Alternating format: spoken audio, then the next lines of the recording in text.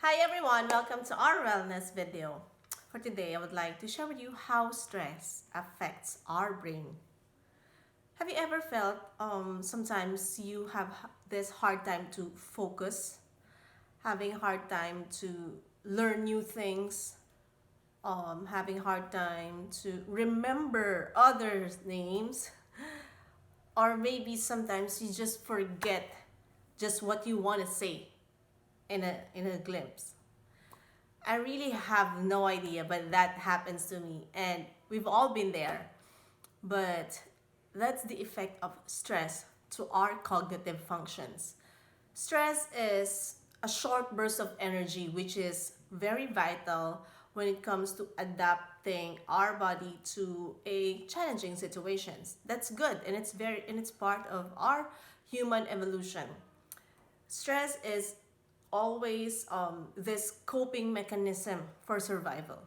However, chronic, elevated, long duration, and consistent stress is detrimental, not just for our body but also for our brain.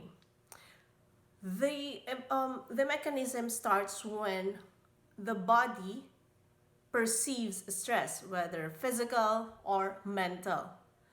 When we perceive something that is we perceive as something real, we start this mechanism of hypothalamus pituitary adrenal axis.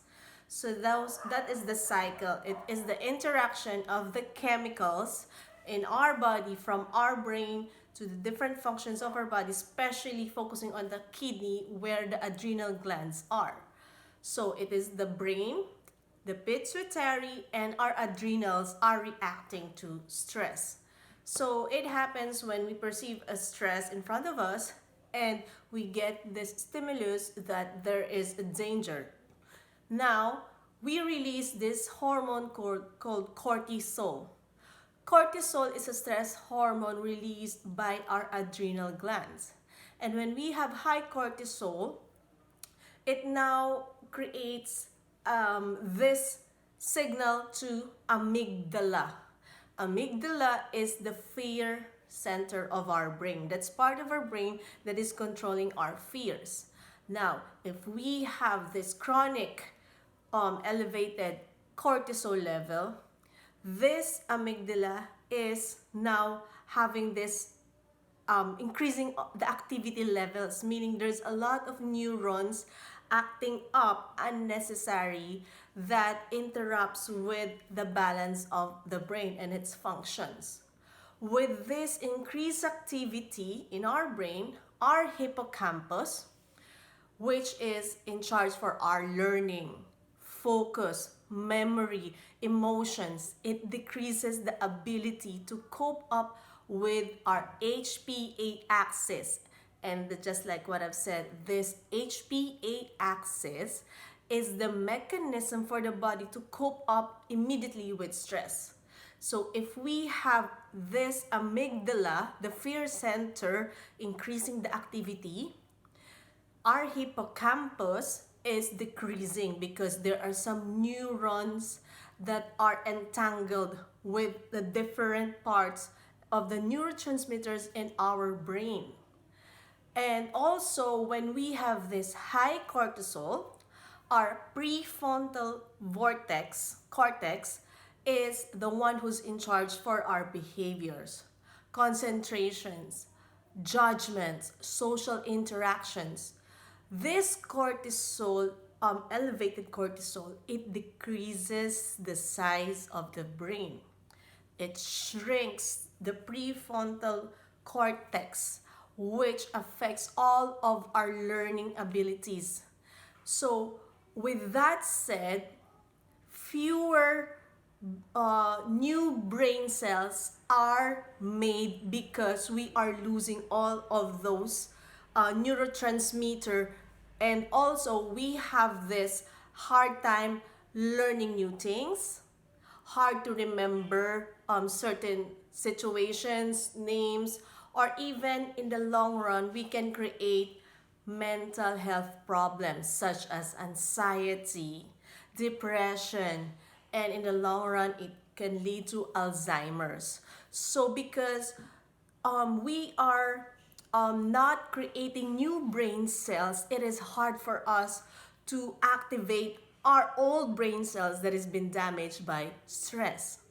And lastly, stress affected by the cortisol is affected with our DNA, which is our original genetic made composition, because all of us has its unique composition of DNA. If we are constant exposed to stress, our genes immediately, or in a consistent stress, it changes and it adapts to the damage. So we are not just damaging our body, our brain, but also our DNA. If we call it the epigenetic changes, meaning that is outside of our genes. We are changing our genes depends on our input, on our lifestyle, on our habits. We are changing the environment of our body within, and that changes our gene expressions. And that is why when we go old, it's changing from our genes is changing from when we were young. So we are the ones creating now the genes that we are going to pass to our generation. So there's a lot of easy, simple ways to relieve and to improve our cognitive function, such as exercise. With exercise, we have this proper exchange of oxygen, which gives neurotransmitters oxygenated blood to brain and to function. Meditation. Meditation gives us this power to be focused. We are trying to retrain our brain again. We are now putting a lot of new informations, which is focusing at the moment, and we are now negating all those unnecessary thoughts which the brain perceives either real or not. And lastly, mindfulness. Mindfulness is such a powerful tool when it comes to our cognitive functions, because it teaches us to be mindful, being aware of our actions, thoughts, and emotions. So I hope today, friends, that's helpful for you. And I'm always wishing you that everything will be okay. Be mindful. Always have this relaxing time with you, within yourself, and don't affect any negativity around you, and be stress free every day. So I hope that helps for you, and I'm always sending you all the peace, love, happiness, and stay healthy, people. Bye, everyone.